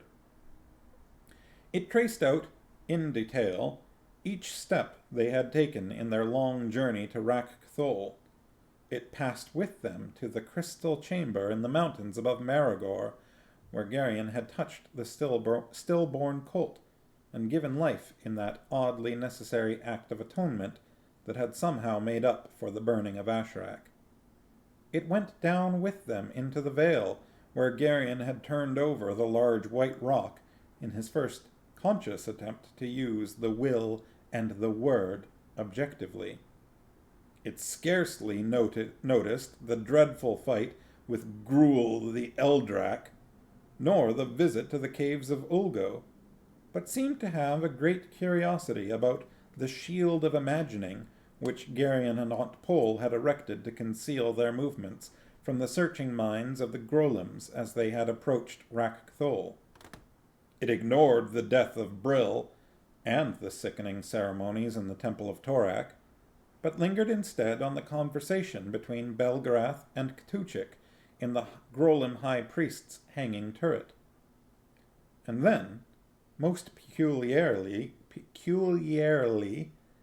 it went back to sift through every one of Garion's memories of Princess Sinedra, of the way the sun caught her coppery hair, of the lithe grace of her movements, of her scent, of each unconscious gesture, of the flicker and play of emotion across her tiny, exquisite face.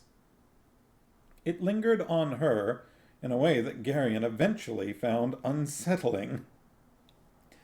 At the same time, he found himself a bit surprised that so much of what the princess had said and done had stuck so firmly in his memory. "Garion," Aunt Pole said, "what is the matter with you? I told you to hold on to the child. Pay attention. This isn't the time for daydreaming." "I wasn't. I was—" How could he explain it? "You were what?" "Nothing."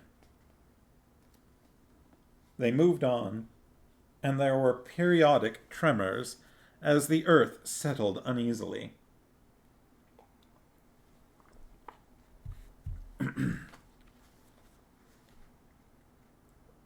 The huge basalt pinnacle swayed and groaned each time the earth shuddered and convulsed under its base.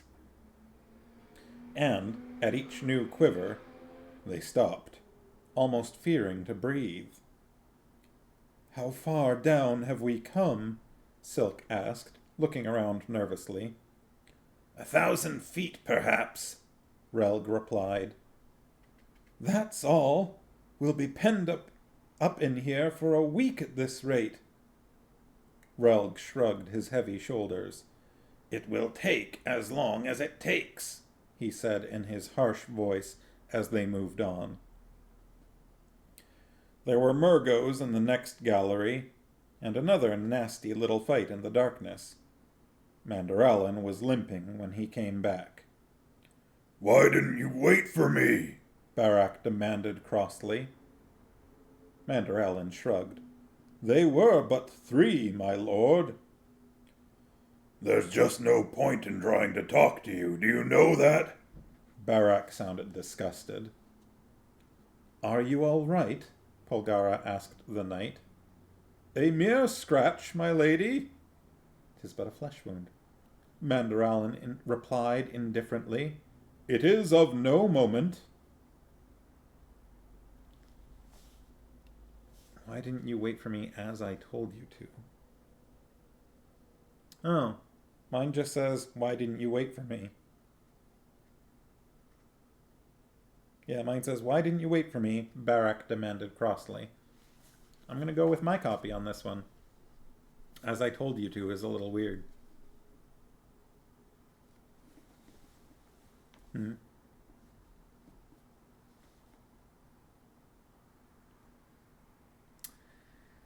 There's probably going to be a lot of this, I'm guessing.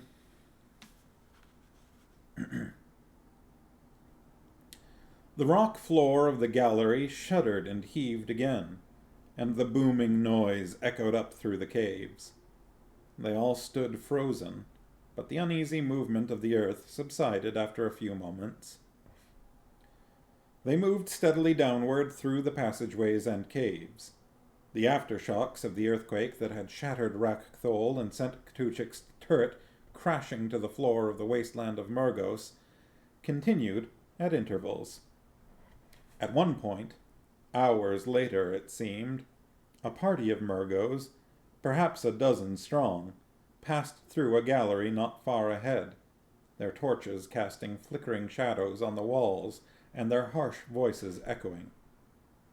After a brief, whispered conference, Barak and Mandaralan let them go by unmolested and unaware of the terrible violence lurking in the shadows not 20 yards away. What was it? Peace-loving Alorns?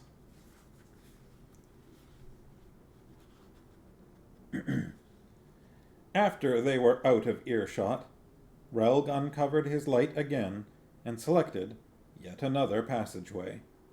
They moved on, descending, twisting, zigzagging their way down through the caves toward the foot of the pinnacle and the dubious safety of the wasteland which lay outside. Descending, twisting, zigzagging. What did it say last time? I feel like it used very similar words, not that much, like within the past page. Twisting, turning, following a zigzag course. Descending, twisting, zigzagging. Missed turning this time. While the Song of the Orb did not diminish in any way, Garion was at least able to think as he followed Silk along the twisting passageways. Oh, can it get saved by going back into the freezer? You should probably do that now then.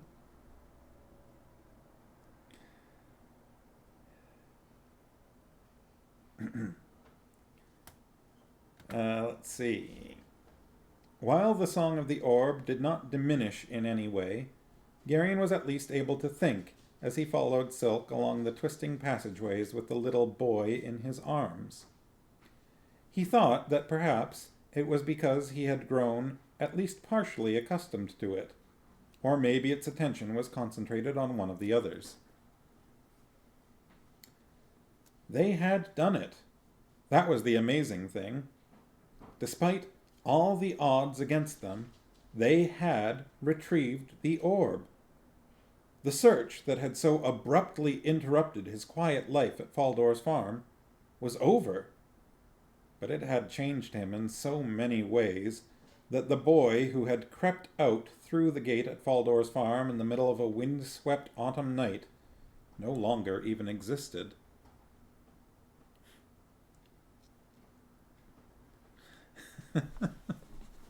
I see.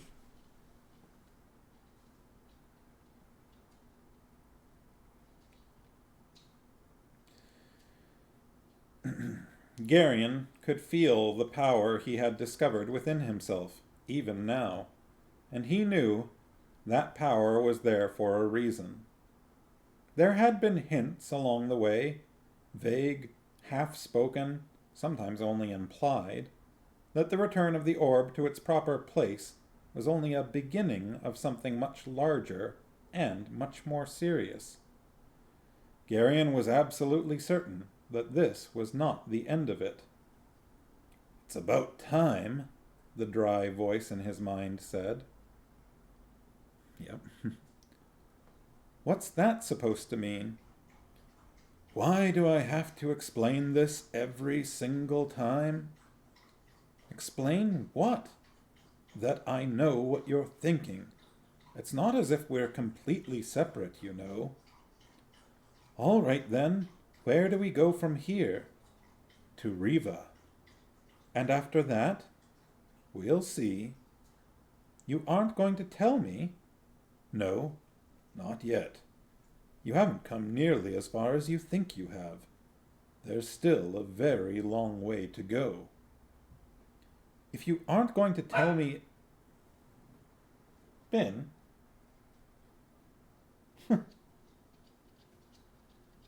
Just 'cause, I guess. Just had to do a little bark.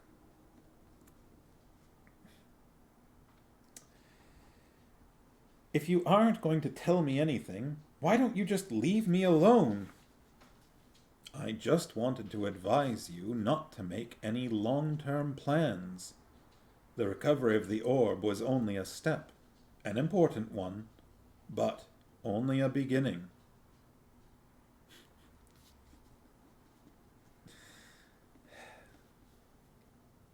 Go clean up your room. And then, as if mention of it somehow reminded the orb of Garion's presence, its song returned in full force, and Garion's concentration dissolved. Not much later, Relg stopped, lifting the faint light aloft. "What's the trouble?" Barak demanded, lowering Belgarath to the floor again. "The ceiling fell in," Relg replied, pointing at the rubble choking the passageway ahead. "We can't get through." He looked at Aunt Pole. "I'm sorry," he said, and Garion felt that he really meant it. "That woman we left down here is on the other side of the cave-in." Find another way, she told him shortly. "There isn't any. This was the only passageway leading to the pool where we found her." We'll have to clear it then. Relg shook his head gravely. "We'd just bring more of it down on top of us. It probably fell in on her as well. At least, we can hope so." Isn't that just a bit contemptible, Relg? Silk asked pointedly. The Ulgo turned to regard the little man. "She has water there and sufficient air to breathe. If the cave-in didn't kill her, she could live for weeks before she starves to death." There was a peculiar, quiet regret in Relg's voice. Silk stared at him for a moment. "Sorry, Relg," he said finally. "I misunderstood." "People who live in caves have no desire to see anyone trapped like that." Polgara, however, was considering the rubble-blocked passageway. "We have to get her out of there," she declared. "Relg could be right, you know," Barak pointed out. "For all we know, she's buried under half the mountain." She shook her head. "No," she disagreed. "Taiba's still alive, and we can't leave without her. She's as important to all of this as any one of us." She turned back to Relg. "You will have to go get her," she told him firmly. Relg's large, dark eyes widened. "You can't ask that," he protested. "There's no alternative." "You can do it, Relg," Dernick encouraged the zealot. "You can go through the rock and bring her out the same way you carried Silk out of that pit where Tar Urgas had him." Relg had begun to tremble violently. "I can't." His voice was choked. "I'd have to touch her, put my hands on her. It's sin." "This is most uncharitable of thee, Relg," Mandaralan told him. "There is no sin in giving aid to the weak and helpless. Consideration for the unfortunate is a paramount responsibility of all decent men, and no force in all the world can corrupt the pure spirit. If compassion doth not move thee or to fly to her aid, then mayest thou not perhaps regard her rescue as a test of thy purity?" "You don't understand," Relg told him in an anguished voice. He turned back to Polgara. "Don't make me do this. I beg you." "You must," she replied quietly. "I'm sorry, Relg, but there's no other way." A dozen emotions played across the fanatic's face as he shrank under Aunt Pole's unrelenting gaze. Then, with a strangled cry, he turned and put his hand to the solid rock face at the side of the passageway. With a dreadful concentration, he pushed his fingers into the rock, demonstrating once more his uncanny ability to slip his very substance through seemingly unyielding stone. Silk quickly turned his back. "I can't stand to watch that," the little man choked. And then Relg was gone, submerged in the rock. Why does he make so much fuss about touching people? Barak demanded. But Garion knew why. His enforced companionship with the ranting zealot during the ride across Algaria had given him a sharp insight into the workings of Relg's mind. The harsh-voiced denunciations of the sins of others served primarily to conceal Relg's own weakness.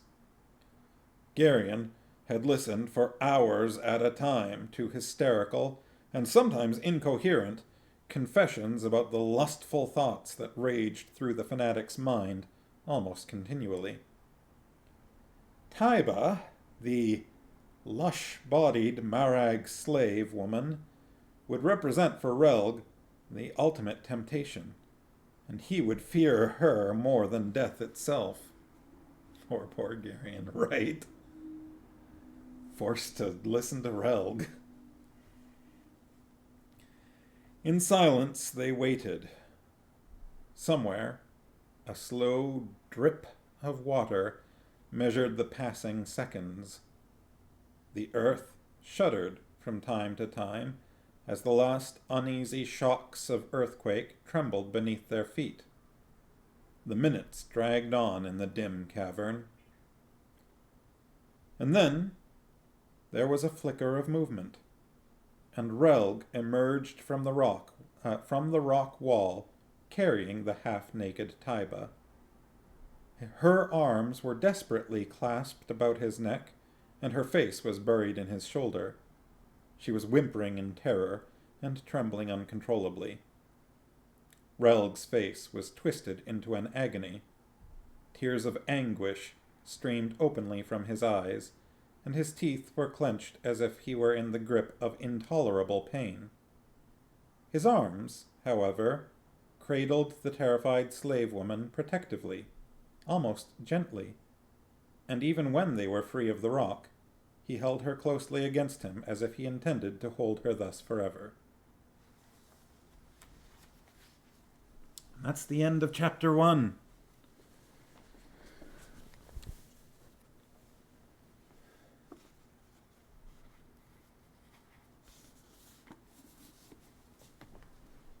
We're back into it.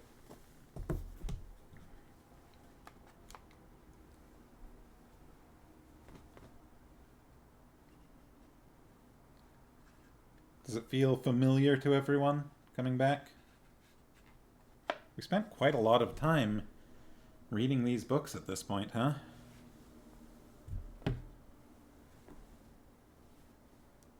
This is the 4th book in the series.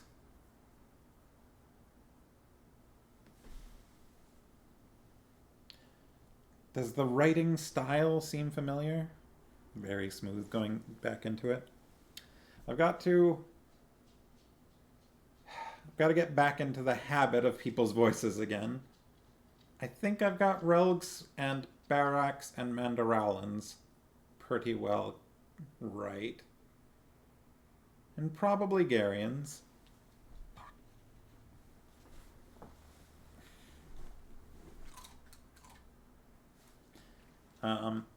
But I feel like Pulgara's and Silk's I need to differentiate a little bit.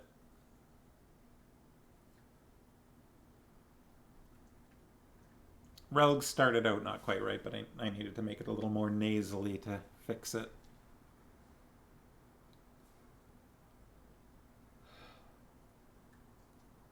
Haven't found many weird descriptions yet. No, I wonder whether that was actually a point of effort of improvement in this, because it feels like there were a lot of descriptive words used at some of the parts in the beginning, describing the crumbling mountain and the choking rock dust and things like that, and some of Garion's memories.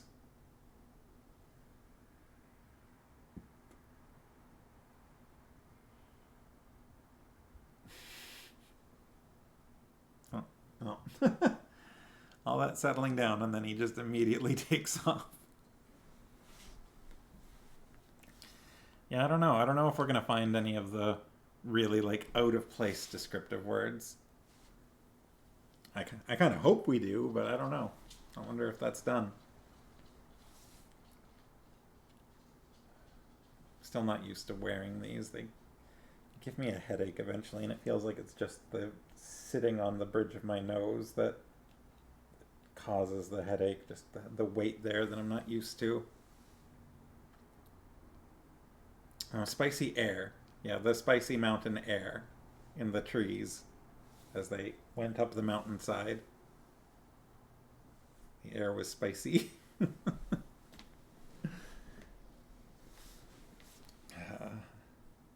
Old Spice. Full of flavor. Muy caliente.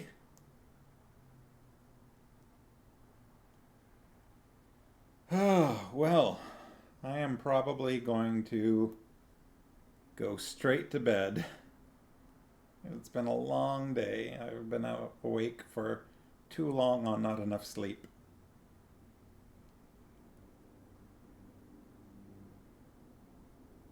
Is it, I feel like... How does it go? Is it not enough butter dragged over bread or something like that? How is it phrased? Scraped over bread?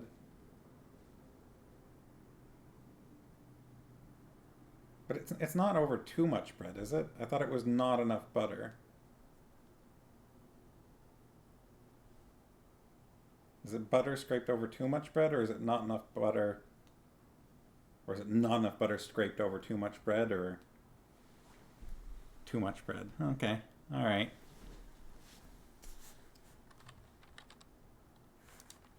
I feel like I need to look at the words.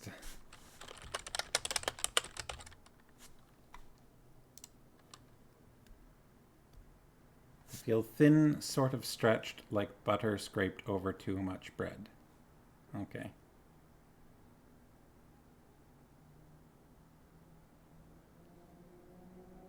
Oh, yeah, I was looking at it at the same time.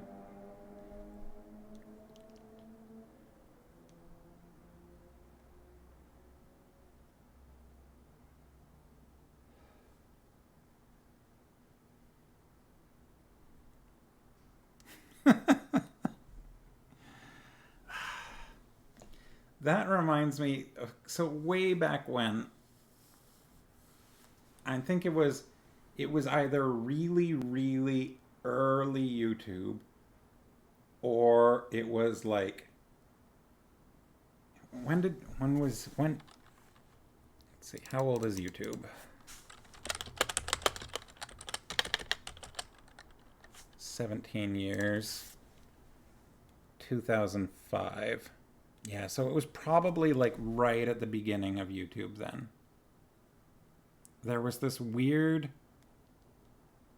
series of things where it would show like a Garfield comic, and then this guy in like a Garfield suit would like act it out, and then sometimes they'd throw like something odd at the end of it, like a little music video or something. It was really strange.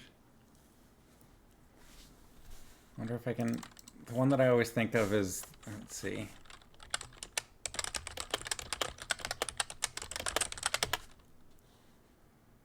Let's see, is this... Yeah, Lasagna Cat. Lasagna Cat. Oh, if this is it, I think this is it. It's going through an ad. And then I'll see if I can post a video to a link.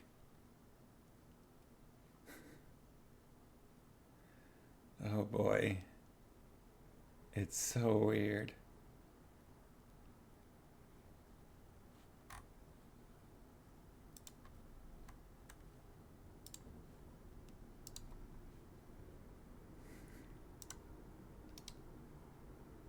Yeah, that's the one I'm looking at. I can also send it to you in over Messenger or something if that doesn't work well, but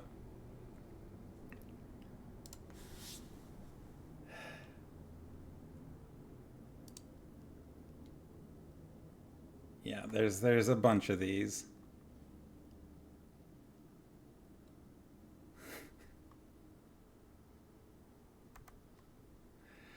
Well, anyways, on that note, have a good weekend, everyone. I'm glad to be getting back to the Belgariad. It's fun to be back. I'm looking forward to what we have yet to go, what's yet to come. Yeah, thank you. And yeah. So the house showing that we had for Monday has been postponed, but we don't know till when yet. So there's a possibility that it might get in the way of next Wednesday's stream. I don't, well, I'll if that comes up, I'll let people know. But yeah, we're back. Thanks for joining me. All right, have a good night. Have a good weekend. Hopefully, I'll see you next Wednesday. Good night. Bye.